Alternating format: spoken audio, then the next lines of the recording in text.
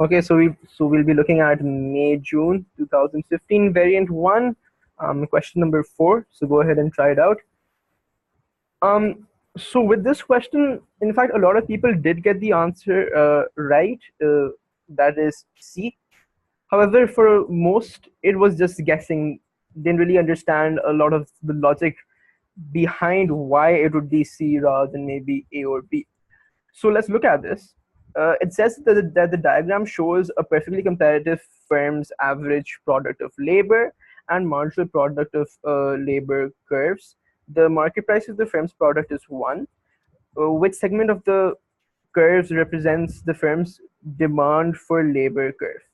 So, well, you should know that the demand for labor, what we studied, normally for that we have to look at the marginal revenue product curve, which is simply the marginal product of labor. We can also call that marginal physical product, into price or into marginal revenue. When you have a particular price, it doesn't matter whether you say price or whether you say marginal revenue, those both become the same thing.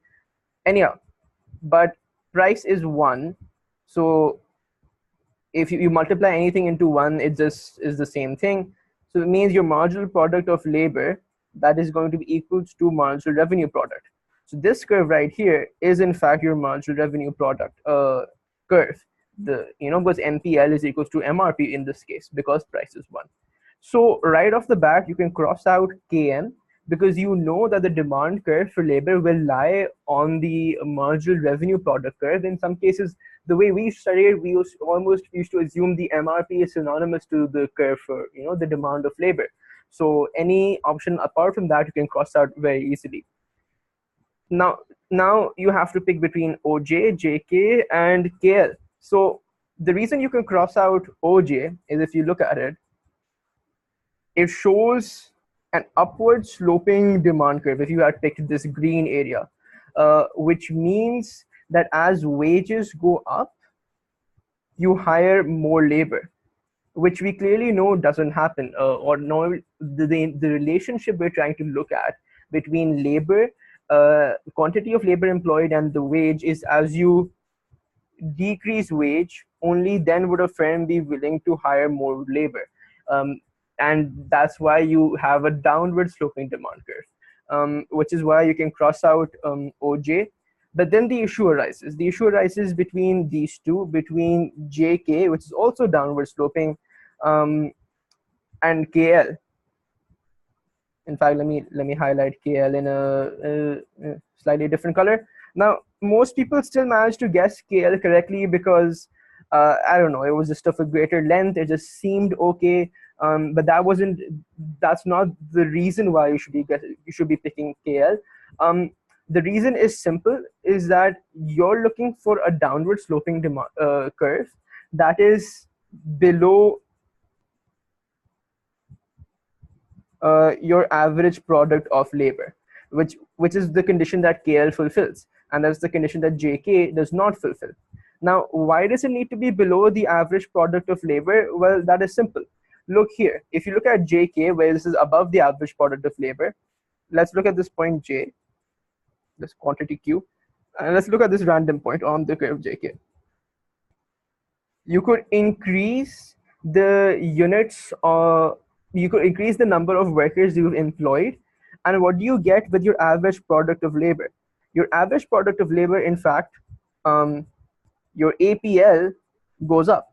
Now, if that is true, if by hiring more workers, your average product of labor goes up, then that relationship doesn't make sense. Why would you be only willing to hire more workers when wages go down?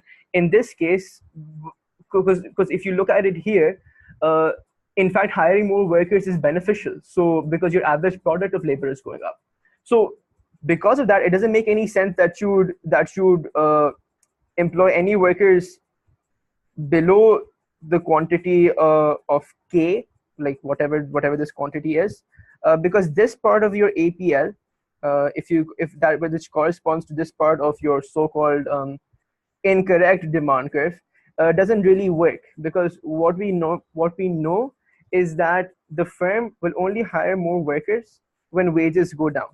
And the reason because of that is because, well, your your MRP is downward sloping, so your average product of labor goes down.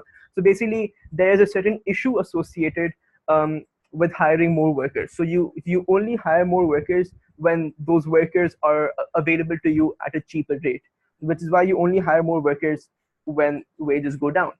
Here, though, although I've made this diagram kind of messy, but here, because in this particular case, your APL increases when you increase quantity. That same relationship that we're looking for doesn't really exist here. Here, you don't necessarily have to. I mean, there's not a particular issue associated with hiring more workers that a lower wage rate needs to compensate. In fact, here it's just beneficial because your average product of labor increases, which is why I said that it is likely that the firm would not want to even consider demanding units of labor that are less than, let's say, whatever this is, let's less than the units of K, because behind to the left of K, it doesn't make sense to operate there anyways, because there, if you move from, let's say, J to K, if you move like this, it's just going to be beneficial because wages go down and average product of labor goes up. So they're cheaper, and the average product of labor, that's also going up. So the entire point of JK even existing in the demand curve, that doesn't make any sense. No event would even operate on point JK. On point between J and K, they would automatically go to K, because if they exist at some point, like this point, for example, that doesn't make any sense, because they're just losing out. They could easily increase the number of labor, find those labor available to them cheaper, because clearly wage rate goes down, and still see an increase in the average product of labor.